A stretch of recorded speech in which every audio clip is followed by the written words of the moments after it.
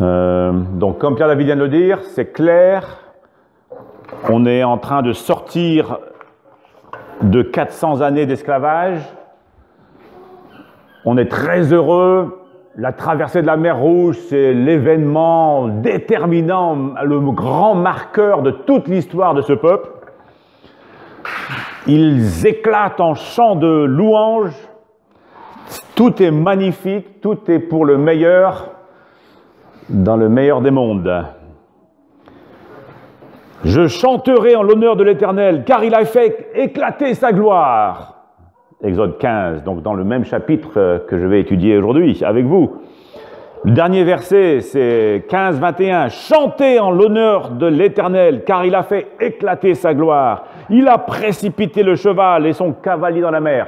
Grande louange, un moment très fort dans la vie du peuple. C'est le verset 21. Puis commence mon texte au verset 22. Et là, vous allez voir, il y a 3 histoires qui se succèdent bout à bout. Pour vous rappeler de ces 3 histoires plus facilement, je vais vous 3 noms: Mara, Mana, Massa. C'est très facile, hein? Donc voilà mon message: Mara, Mana, Massa.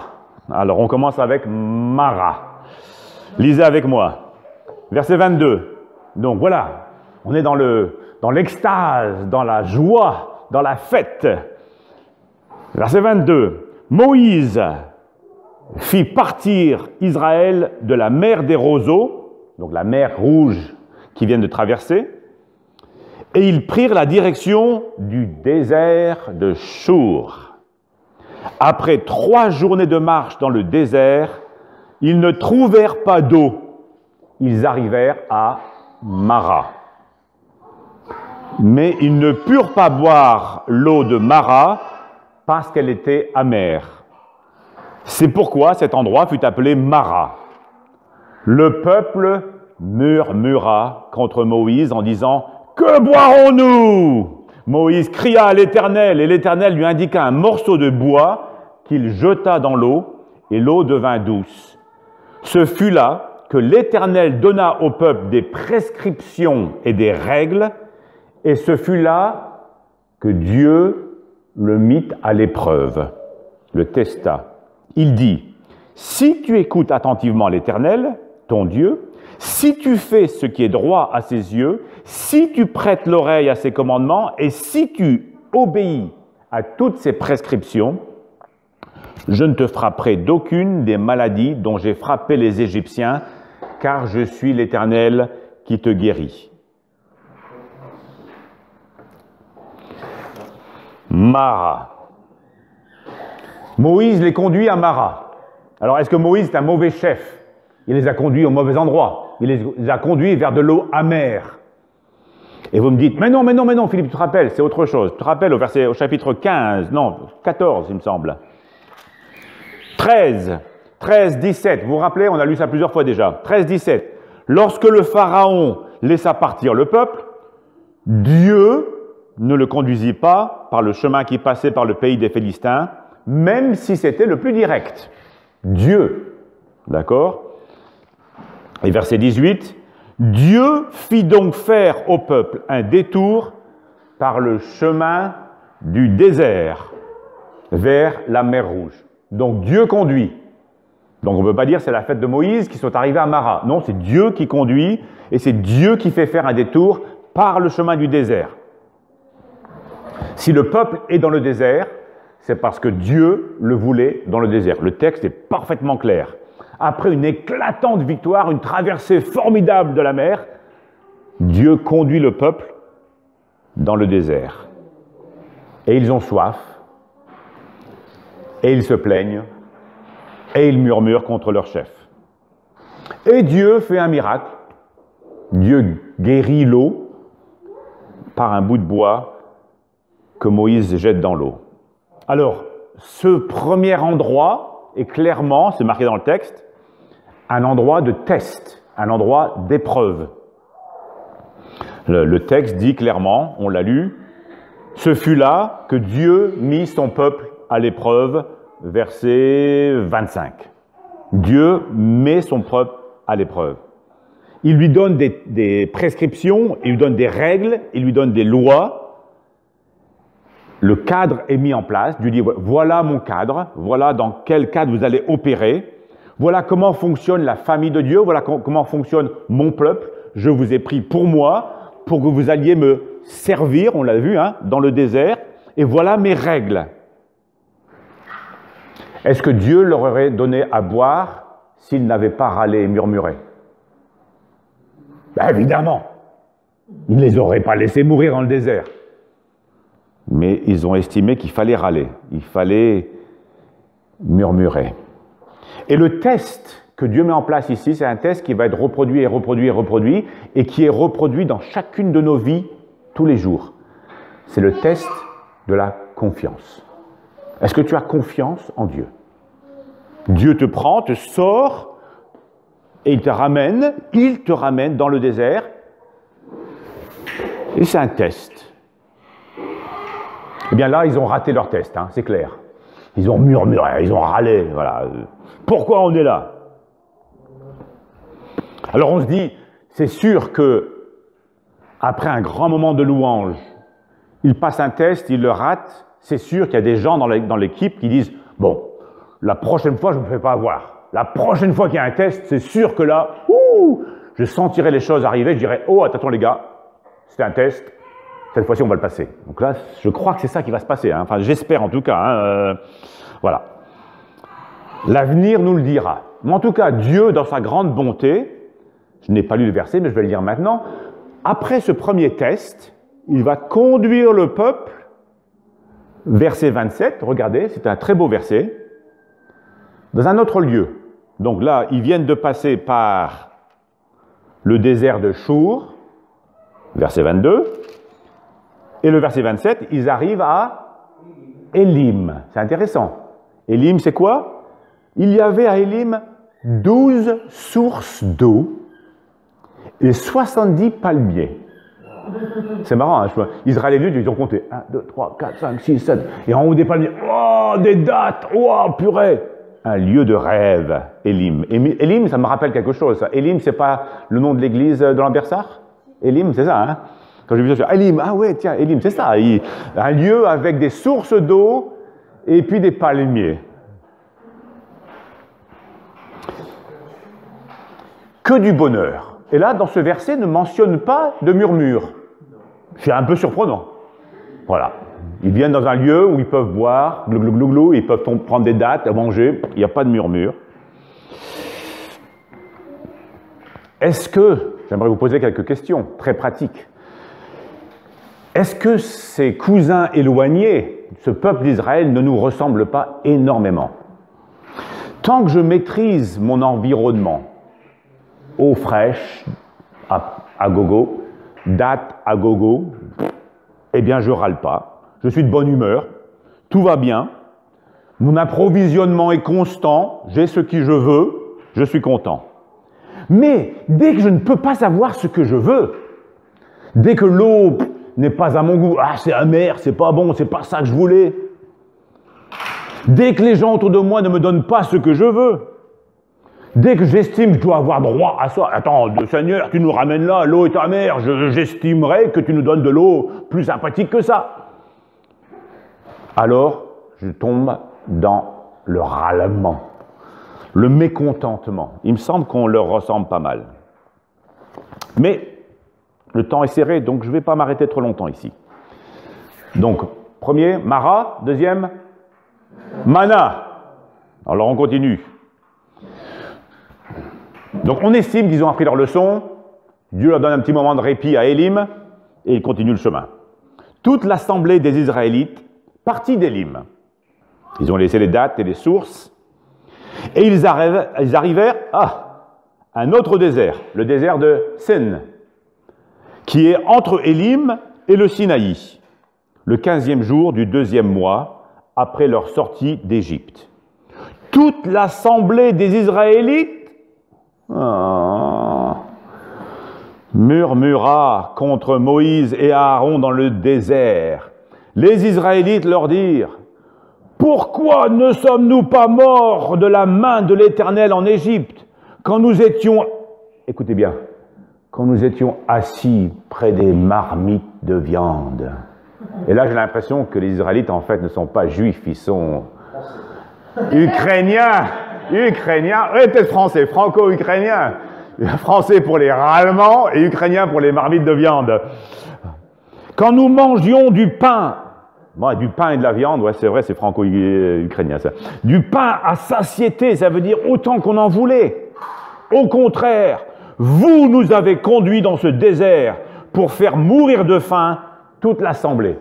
C'est comme incroyable. C'est comme si on a un récit comme ça. Waouh, gloire à Dieu, c'est formidable. Pourquoi de l'eau amère?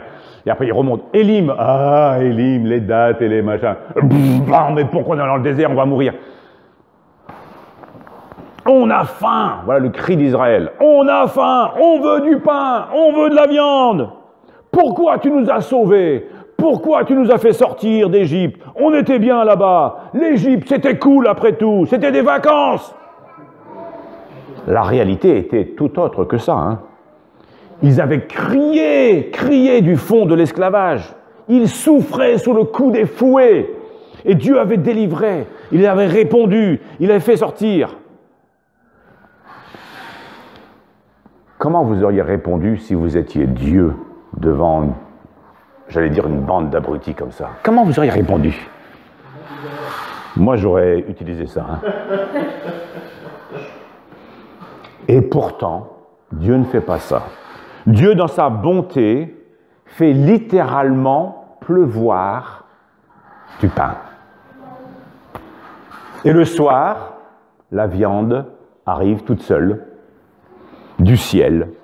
Plein d'oiseaux arrivent, des cailles, et puis elle se laisse attraper par les gens. Voilà, attrape-moi, vas-y, mange-moi. Voilà, c'est là, Dieu leur donne, regardez, on va lire le verset 4.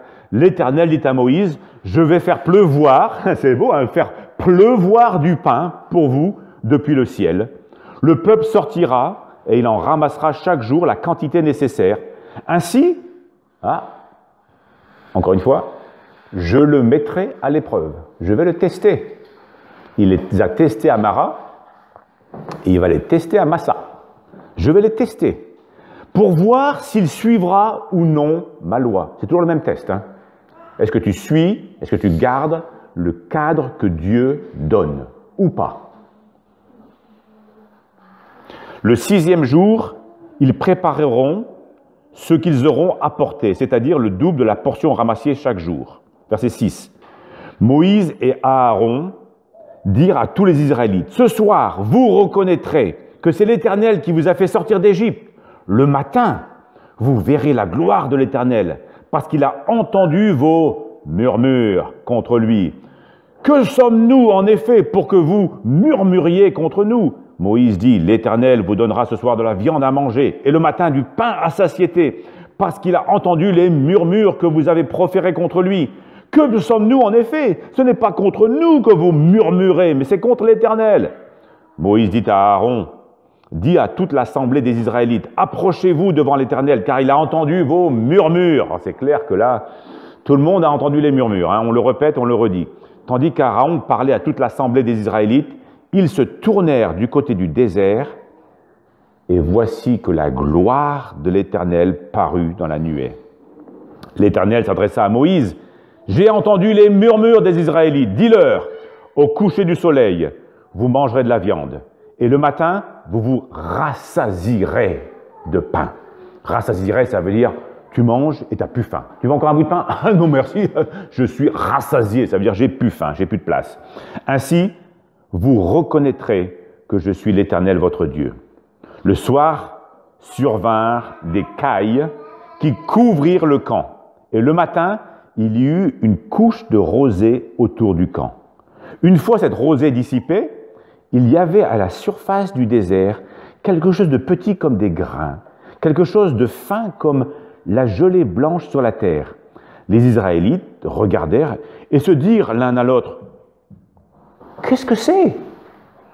Et en hébreu, qu'est-ce que c'est? On dit « Mana ! Mana ! Qu'est-ce que c'est ?» C'est vrai, « Mana !» En effet, ils ne savaient pas ce que c'était. Moïse leur dit, c'est le pain que l'Éternel vous donne pour nourriture.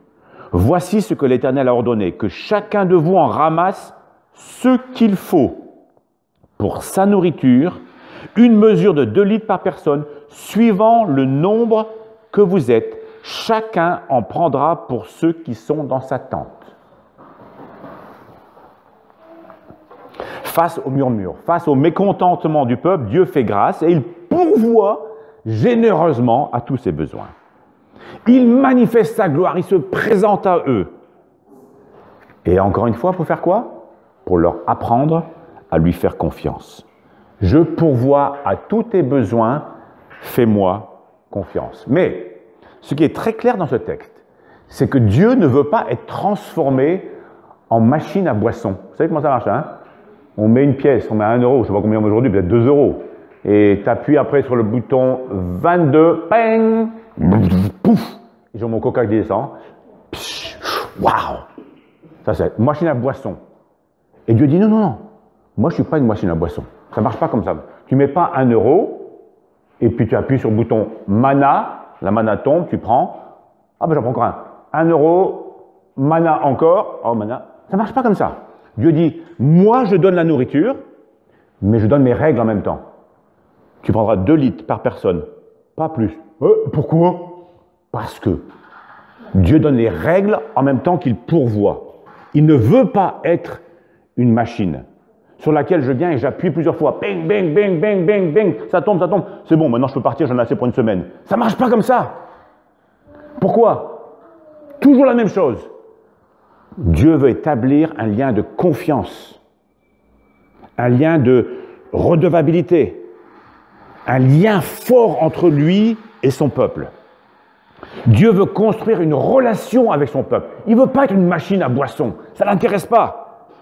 Et il donne toujours des instructions, et le texte dit, pour tester la relation. Alors, je donne des instructions sur ça. Voilà. 2 litres par personne. Et après, Dieu regarde, on va voir si ça marche. Qu'est-ce qu'ils vont faire avec ça? Je leur donne la manne, je leur donne l'écaille, et je leur donne toujours avec ça des instructions. Et Dieu dit, verset 4, on l'a lu, « Ainsi, je le mettrai à l'épreuve, et je verrai s'il suit ou non ma loi. » Et je vous dirai entre parenthèses que les bons parents agissent aussi comme ça. Les bons parents ne sont pas des machines à boisson. Maman, papa, je veux un téléphone, ping, numéro 24. C'est le téléphone. Allez, dégage, fiche-moi la paix. C'est pas comme ça. Non. Les parents sont dans une relation de confiance avec les enfants. Et si tu donnes, tu mets un cadre. Tu établis une relation de confiance. Ah, tu es sorti du cadre, alors on revient. On va réapprendre la confiance. C'est pareil pour les parents, comme avec Dieu. Le miracle de la manne est un test de confiance entre Dieu et le peuple. Ainsi, je le mettrai à l'épreuve et je verrai s'il va ou non suivre ma loi. Alors le peuple voit ce manna, là, qu'est-ce que c'est? Ce truc bizarre qui tombe du ciel le matin. Il dit, waouh! Il le prend, il le ramasse, puis le texte dit ailleurs, il va en faire du pain, qui a un goût de miel. Wow, un très bon pain. Mais quand il tombe la première fois, il dit, mais ça a marché aujourd'hui. Mais demain, ça marchera encore? Je ne sais pas. Le gars, il dit, mais moi je suis intelligent, peut-être un peu plus intelligent que Dieu même. Je vais en mettre de côté, personne ne saura. Donc il en ramasse pour 2 jours, ou 3 jours, ou 4 jours. Ça vous rappelle un peu nous, non? Dieu dit, je pourvois, prends-en assez pour la journée, et le petit malin en prend pour 3 jours. Qu'est-ce qui se passe? Verset 17, c'est ce que firent les Israélites, et ils en ramassèrent les uns plus, les autres moins, en fonction de la taille de leur famille, comme Dieu l'avait dit. On mesurait une quantité précise, Celui qui avait ramassé plus n'avait pas de trop, et celui qui avait ramassé moins n'en manquait pas. Chacun ramassait ce qu'il fallait pour sa nourriture. Moïse rappelle les instructions de Dieu. Verset 19, Moïse leur dit « Que personne n'en laisse jusqu'au matin. » Verset 20, « Ils n'écoutèrent pas Moïse. » Aïe, aïe, aïe, aïe, aïe. Et certains en laissèrent jusqu'au matin, mais il y avait des asticots, des vers. Et Moïse fut irrité.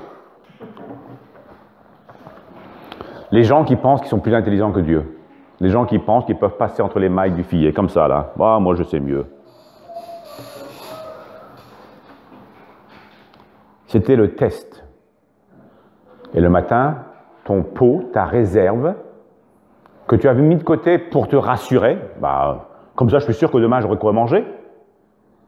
Tu l'ouvres le matin, et tu as plein de verre à l'intérieur. Ça, tu ne mangeras pas. Et on doit se rappeler que chaque fois qu'on essaye de passer à travers les mailles du filet, penser qu'on est plus intelligent que Dieu, penser que parce qu'on a mis de côté suffisamment, on est en sécurité aujourd'hui, demain et après-demain,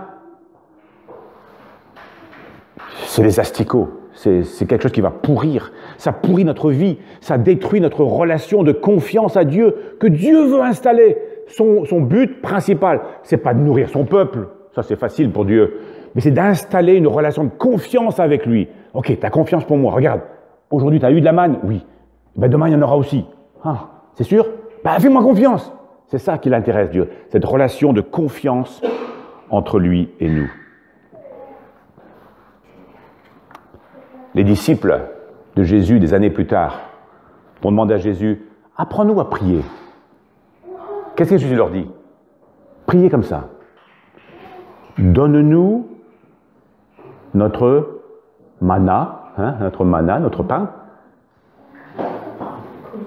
de quotidien, du jour. » Il ne dit pas « Donne-nous notre pain pour la semaine, pour le mois, pour l'année. » Dans un sens, c'est tellement plus facile de dire « Seigneur, donne-moi ce dont j'ai besoin pour l'année. » Comme ça, je ne t'embête pas trop. Hein? Comme ça, ben, si Dieu avait donné un stock de manne au peuple d'Israël pour 365 jours, ben, ils n'auraient pas besoin de venir chaque matin. Ils prennent le stock, ils sont indépendants pendant 365 jours. Le 366e jour, ils arrivent à dire « Seigneur, je suis prêt pour l'année suivante. » Comme ça, on se voit une fois tous les ans. Et Dieu ne marche pas comme ça. Donne-nous aujourd'hui notre pain quotidien. Aujourd'hui, chaque matin, la manne tombée. Pourquoi? Dépendance. Dans une société où l'indépendance est une qualité que tout le monde recherche, l'indépendance, Dieu et les chrétiens prêchent la dépendance. La dépendance de Dieu chaque jour. Je suis dépendant de toi, Seigneur. Ça, il aime, c'est beau. Jésus dira aussi, ne vous inquiétez pas et ne dites pas, dans Matthieu 6, verset 31, que mangerons-nous? Que boirons-nous? Avec quoi nous habillerons-nous? Jésus a dit, ne vous inquiétez pas du lendemain. Non, non, aujourd'hui. Car le lendemain prendra soin. Je serai là demain. Aujourd'hui, viens à moi et demande, et je te donne pour aujourd'hui, pas pour faire un stock. Je vous lis un petit extrait du livre que vous devez tous avoir chez vous. Exode pour toi, de Tim Chester. Un petit extrait. Comment savoir si nous avons confiance en Dieu? Nous le savons lorsque nous pouvons nous reposer sur lui. Et nous le pouvons parce que nous avons confiance qu'il pourvoira à nos besoins. Inversons le raisonnement. Si nous ne trouvons jamais le repos, si nous avons toujours l'esprit préoccupé par notre travail, par notre famille, notre ministère, c'est que nous ne faisons pas confiance en Dieu. C'est que nous essayons d'assurer notre avenir ou d'affirmer par nous-mêmes qui nous sommes, alors que Dieu veut le faire. Les Israélites sont dans un désert, un endroit choisi par Dieu pour apprendre la confiance au jour le jour. Le désert, c'est l'école de Dieu. Voilà, il veut leur apprendre quelque chose. Il a fait exprès de leur faire faire un détour. Il aurait pu aller directement dans le pays promis. Ils font un détour pour apprendre la confiance. Et ce n'est pas quand on est à Élim qu'on apprend la confiance. C'est pas qu'on est sous les palmiers à manger des dattes, à côté de douces sources d'eau qu'on apprend la confiance. Non, c'est pas là. C'est dans le désert qu'on apprend la confiance. Quand l'eau est amère, quand je n'ai pas ce que j'aimerais avoir, quand je pense que je mérite, c'est là que j'apprends la confiance. Si Dieu nous demande de faire quelque chose, et là il leur a demandé de passer par le désert, alors il va nous donner les forces de traverser le désert et il va pourvoir à nos besoins chaque jour. On a lu un très très beau texte dans Lamentation 3, versets 22 et 23. Les bontés de l'Éternel, donc vous imaginez ce pauvre Jérémie en train de voir le désastre de son pays, un pays ravagé par les armées de Babylone, et il se lamente. Mais à la fin de ses lamentations, il dit « Les bontés de l'Éternel ne sont pas épuisées, ses compassions ne prennent pas fin, elles se renouvellent chaque matin. » Chaque matin, les bontés de l'Éternel se renouvellent.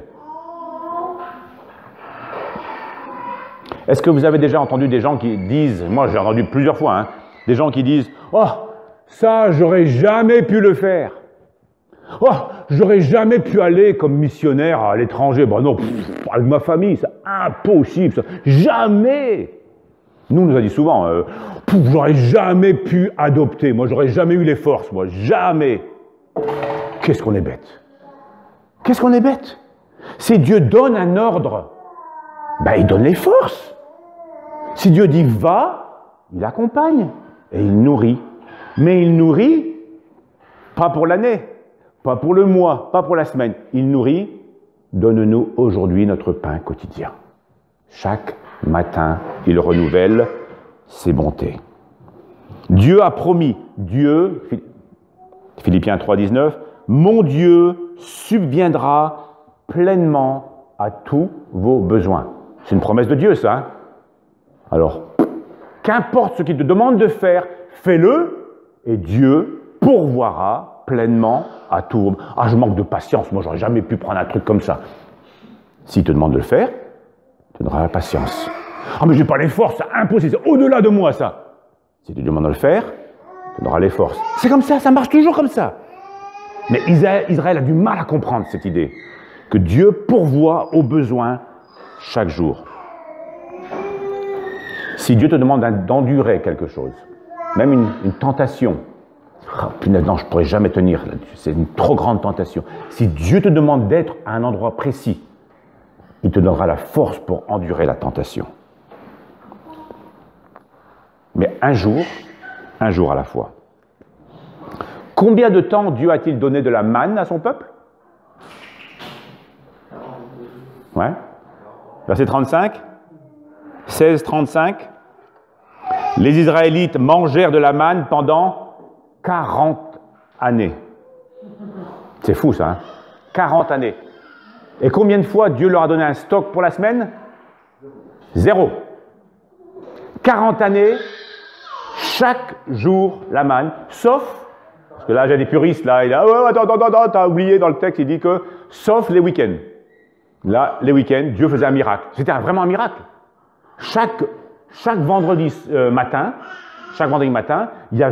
il pouvait prendre de la manne pour 2 jours. Donc pour le vendredi, puis pour le sabbat qui suivait. Et le sabbat, donc le samedi matin, quand ils ouvraient les trucs, pas d'asticot.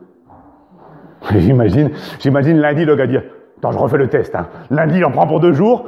Mardi matin, asticot. Punaise, comment ça marche ça? C'est fou ça. Un miracle. Chaque week-end, il y avait un miracle. Voilà. Et pendant 40 ans, ce miracle a lieu. C'est incroyable ça.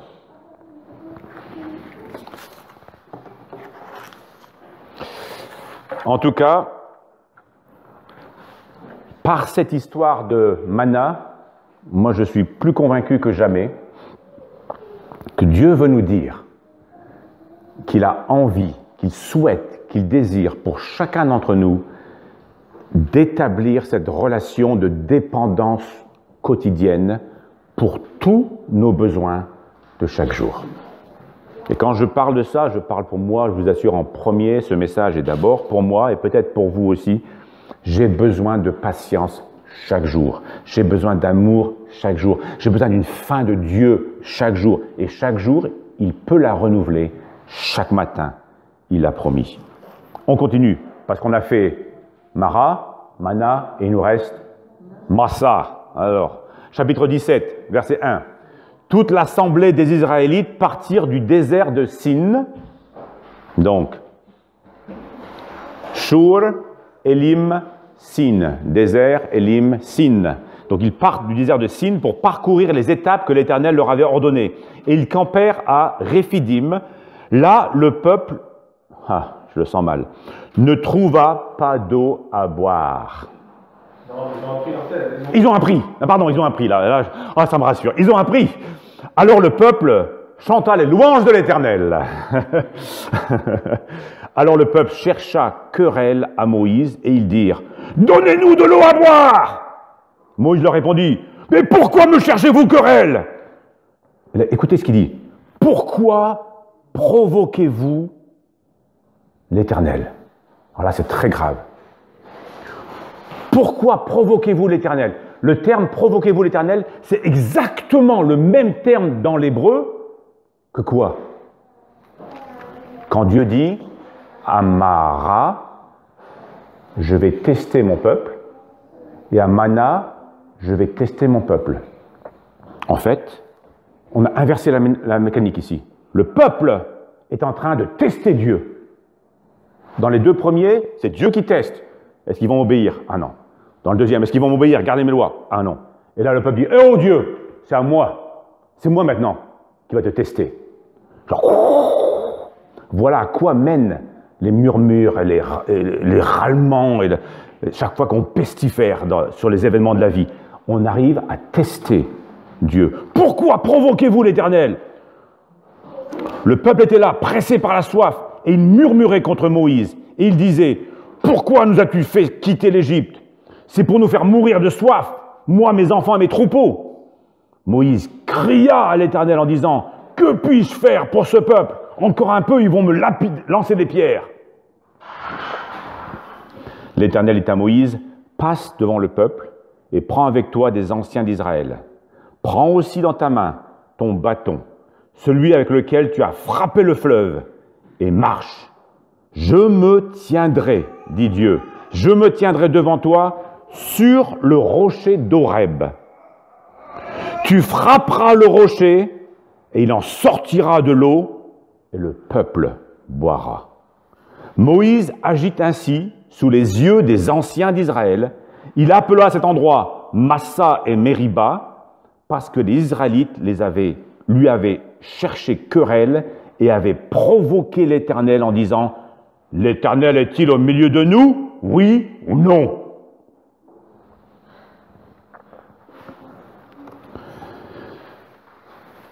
Alors, le peuple avance quelques kilomètres de plus sur leur chemin, le chemin organisé, prévu par Dieu, vers la terre promise. Et il tombe encore sur une situation, pas d'eau à boire. Et alors on se rend compte, ben non, ils n'ont rien compris. Ils râlent, ils rouspètent, ils pestifèrent. Mais cette fois-ci, comme je l'ai dit, c'est différent des deux premières fois.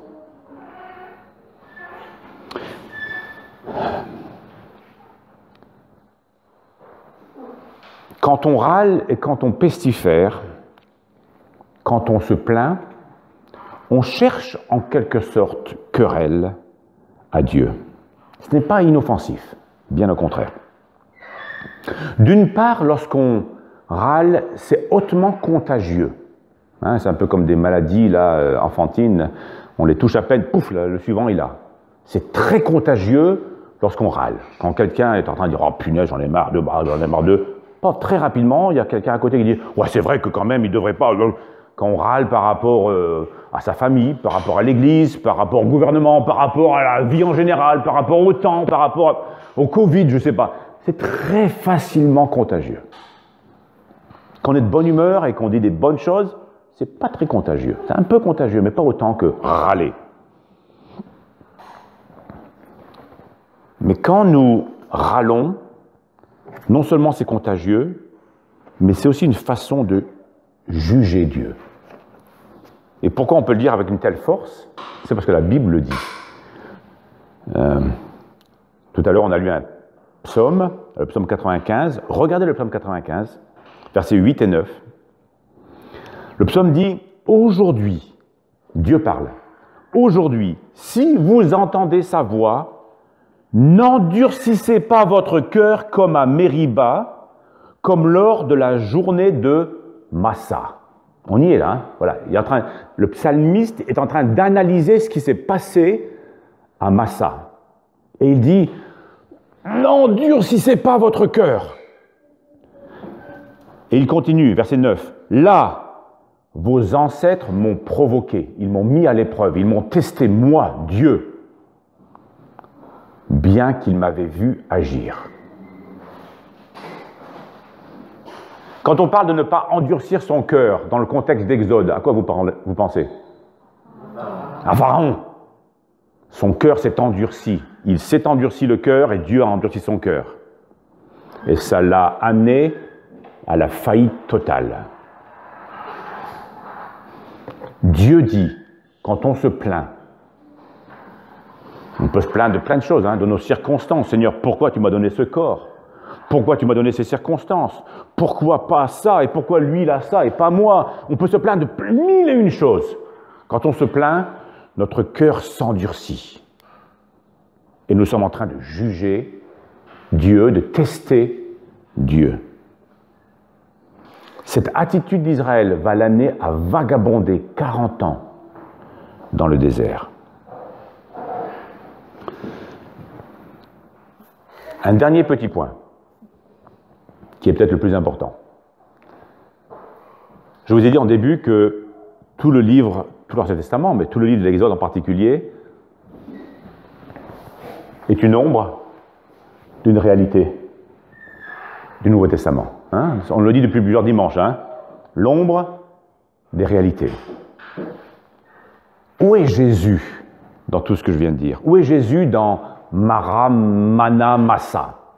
J'aimerais vous donner quelques petits éclairages pour vous aider à voir combien Jésus est présent. D'abord, une toute petite touche par rapport à Massa. Massa, donc voilà, le murmure du peuple, le rocher d'Horeb. Je ne vais pas m'étendre très longtemps, mais on parle du rocher d'Horeb dans le Nouveau Testament. Est-ce que vous êtes conscient? Je vous lis quand même le verset, hein, parce que c'est très fort. Hein. 1 Corinthiens 10. 1 Corinthiens chapitre 10, Paul parle de cet événement. Et il dit au verset 1, « Frères et sœurs, je ne veux pas que vous laissiez ignorer que nos ancêtres, donc il parle des gens d'Israël, ont tous été sous la nuée et ils ont tous passé à travers la mer, ou la mer Rouge, ouais, d'accord. Ils ont tous été baptisés en Moïse, dans la nuée et dans la mer. Ils ont tous mangé la même nourriture spirituelle. Et ils ont tous bu la même boisson spirituelle. En effet, ils buvaient un rocher spirituel qui les accompagnait, et ce rocher était Christ. Mais la plupart d'entre eux n'ont pas été approuvés par Dieu, puisqu'ils sont morts dans le désert. Or, ces faits sont arrivés pour nous servir d'exemple. Dans l'histoire de Massa, Dieu, le texte dit, est sur le rocher. Le peuple est en train de juger Dieu en disant « Mais qu'est-ce que tu fais? Tu ne sais pas ce que tu fais. » Les anciens d'Israël sont là à côté. Le peuple d'Israël est là d'un autre côté. Moïse est là avec le bâton avec lequel il a jugé le peuple d'Égypte en faisant revenir la mer. Et là, il va faire quoi? Moïse, il va frapper le rocher d'Horeb. Et qu'est-ce qui se passera?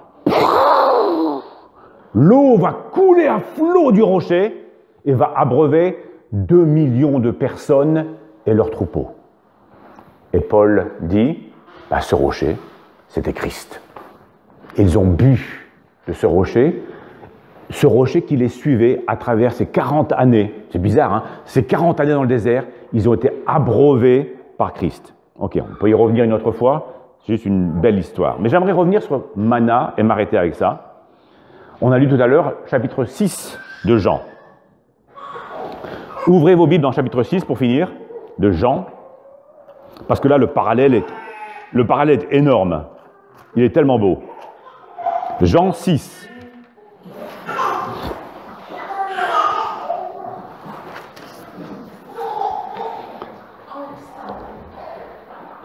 Donc Jésus voit une grande foule et il dit à Philippe, où allons-nous acheter du pain? Donc là on parle de gens qui ont faim. Où allons-nous acheter du pain? Il dit ça à Philippe pour faire quoi? Pour le mettre à l'épreuve, le tester. Tiens, ça me rappelle quelque chose.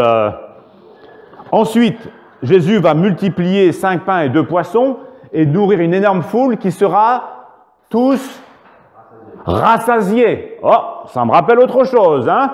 Au coucher du soleil, vous mangerez de la viande et le matin, vous serez rassasiés. Jean 6, 14. À la vue du signe miraculeux que Jésus avait fait, les gens disaient, cet homme est vraiment le prophète qui doit venir dans le monde. Ça vient d'où ça? Deutéronome 18, 15. Moïse a dit, un jour, un prophète va venir, il sera plus grand que moi. Les gens disent, oh, c'est peut-être le prophète dont parlait Moïse. Mais ensuite, regardez, Jean 6, versets 30 et 34. Quel signe miraculeux fais-tu donc, lui dirent-ils, afin que nous le voyions et que nous croyions en toi? Que fais-tu? Nos ancêtres ont mangé la manne dans le désert, comme cela est écrit. Il leur a donné le pain du ciel à manger. Donc les gens rappellent à Jésus l'événement dont on a parlé aujourd'hui, la manne qui est tombée du ciel. Et Jésus leur dit, c'est moi le pain. C'est moi la véritable nourriture. Tout ce qui se passe autour de Mara, Mana et Massa sont des ombres de la réalité, de ce qui allait venir, de Jésus en particulier. Et j'aimerais vous dire et me rappeler à moi-même, à vous tous, nous avons tous faim. Nous avons tous constamment faim. Et je ne parle pas de faim de pizza. Je parle de cette faim profonde qui vous prend dans les tripes toute votre vie. On a tous faim. On cherche à être satisfait, on cherche à être heureux, on cherche à être comblé, à être content. Alors, on mange mana tous les jours. Mais on a encore faim. Et on continue à manger, et on a encore faim. Et Jésus arrive sur la terre et il annonce que celui qui a faim, que celui qui a soif, qui vienne à moi. Parce que moi, je peux vraiment le nourrir. Celui qui a soif, je vais vraiment l'abreuver. Jean 4, vous vous rappelez le récit avec la femme samaritaine, Jésus lui dit, « Toute personne qui boit de cette eau, l'eau du puits, aura encore soif. En revanche, celui qui boira de l'eau que je lui donnerai n'aura plus jamais soif. Et l'eau que je lui donnerai deviendra en lui une source d'eau, comme le rocher d'Horeb, hein, une source d'eau qui jaillira. » Et puis dans Jean 6, 35, Jésus leur dit, « C'est moi qui suis le pain de la vie. Celui qui vient à moi n'aura plus jamais faim. » Comment les gens réagissent-ils aux propos de Jésus dans Jean 6, verset 41? Les Juifs murmuraient. Encore un parallèle. Les Juifs murmuraient à son sujet parce qu'il avait dit qu'il était le pain de vie. Ils râlent, ils se plaignent. Mais Jésus confirme, « Je suis le pain de vie. Je suis la vraie nourriture. Vos ancêtres ont mangé la manne et ils sont morts. Mais moi, celui qui me mange, vivra éternellement. » Conclusion. Repartez chez vous avec ces 4 petits points. 1. Dieu nous conduit dans l'école du désert. où il teste notre attachement à lui, notre confiance en lui. Et notre prière pourrait être, Seigneur, aide-moi à prendre de ta main les déserts de Chour, les déserts de Sin, les moments sympathiques à Élim, les moments plus compliqués de Man, prendre de la main de Dieu tout ce qu'il nous donne, nous rappelant que c'est lui qui vient de nous délivrer de l'Égypte. Donc Dieu nous conduit dans l'école du désert. Dieu. 2. Dieu pourvoit à tous nos besoins un jour à la fois. Ramasse ta manne tous les matins, un jour à la fois. Concrètement, lis la parole de Dieu, nourris-toi de cette parole chaque matin. Oh, j'ai assez lu pour au moins 3 jours là, je suis bon là. Non! Chaque matin, puise des forces en Dieu, c'est nécessaire. Il te donnera sa grâce et ses forces pour la journée. Et après, le lendemain, reviens à lui. Dieu nous conduit dans l'école du désert. 2. Dieu pourvoit à tous nos besoins un jour à la fois. 3. Ne juge pas Dieu. Ne juge pas Dieu. Ne râle pas. Accepte que Dieu est Dieu et que rien ne lui échappe.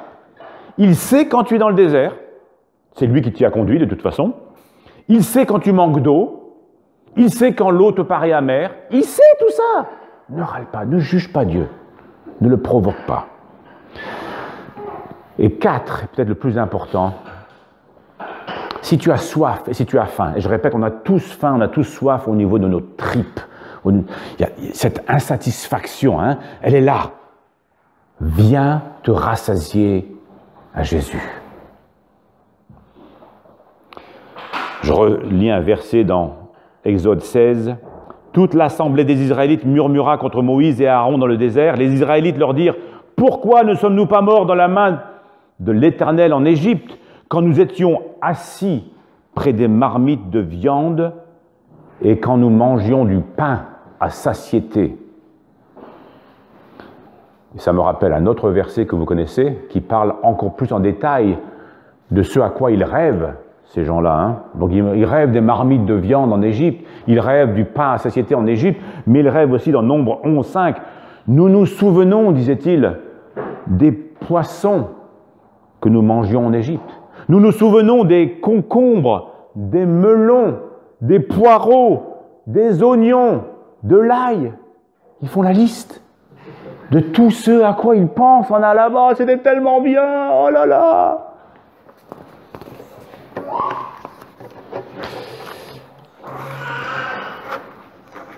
J'aimerais vous faire remarquer comment Dieu répond à ces bou bou bou bou bou de son peuple. Les marmites de viande, les poireaux, les melons, les concombres, c'était mieux avant. Comment Dieu répond? Et ce sera mon dernier verset, mais regardez-le. J'ai peut-être sauté un peu rapidement tout à l'heure quand je l'ai lu. Exode 16, versets 9 et 10. Moïse dit à Aaron, dit à toute l'assemblée des Israélites, « Approchez-vous devant l'Éternel, car il a entendu vos murmures. » Tandis qu'Aaron parlait à toute l'assemblée des Israélites, ils se tournèrent du côté du désert, et voici que la gloire de Dieu parut dans la nuée. Boubou, marmite de viande, concombre, melon, poireau. Et Dieu dit, regarde dans le désert, et pouf, la gloire de Dieu se manifeste. Je ne sais pas ce que ça veut dire, mais Dieu se présente à eux. J'ai l'impression qu'il y a une grande balance dans la vie. Et Dieu leur dit, marmite de viande, poireau, melon, poireau, oignon, ail, ou moi? Qu'est-ce que tu veux? Est-ce que tu veux continuer à chercher dans ta vie? Oh, un petit téléphone portable, une nouvelle bagnole, une nouvelle copine, un nouveau job, plus d'argent, plus de santé? Ou Dieu? Une nouvelle bagnole t'apportera un peu de plaisir, mais 15 jours plus tard, tu vas commencer à regarder d'autres marques. Oh, finalement, une BMW aurait été préférable à ma Mercedes. Ça va très vite passer, je te garantis, ça va très vite passer. Qu'importe ce que tu cherches. Allez, un petit film, ça me fera du bien, parce que là, je ne suis pas bien. Mais Dieu te dit, prends-moi, mange-moi. Celui qui me mange n'aura plus faim. Alors, ça ne veut pas dire qu'un petit film, c'est pas bien, mais c'est pas ça qui nourrit. Ce qui nourrit vraiment, c'est Dieu. Et c'est votre combat, et c'est mon combat numéro 1. Et c'est pour ça que je le prêche. C'est mon combat numéro 1. Qu'est-ce qui m'apporte une satisfaction dans la vie? Je cherche, j'ai soif, j'ai faim. Et si je m'arrête à côté de ma marmite de viande, ouais, il y aura des petits plaisirs. Des petits plaisirs. Mais la marmite, elle est vide. Ça me laisse un goût de... Ok. Alors que si tu te nourris de Dieu, Jésus a dit, des fleuves d'eau vive couleront jusqu'à dans l'éternité. Ça va jamais finir. Donc s'il y a quelque chose, une leçon à apprendre pour moi de manna, chaque fois que tu es en train de te plaindre de cette marmite de viande, de ces poireaux, de ces melons, de cette ail, de ces oignons, pense, Mara Mana Massa, c'est Dieu qui nourrit vraiment. Celui qui vient à moi et qui boit, un fleuve coulera de son sein. Trouve ton plaisir en Dieu. Et tous ces petits plaisirs, si ce ne sont pas des péchés, bien sûr, ce ne sont pas des péchés, tous ces petits plaisirs trouveront leur place. Mais ce ne sera pas l'essentiel dans ta vie. Ce n'est pas pour cela que tu vivras pour Dieu. C'est la leçon que je tire de ce merveilleux passage.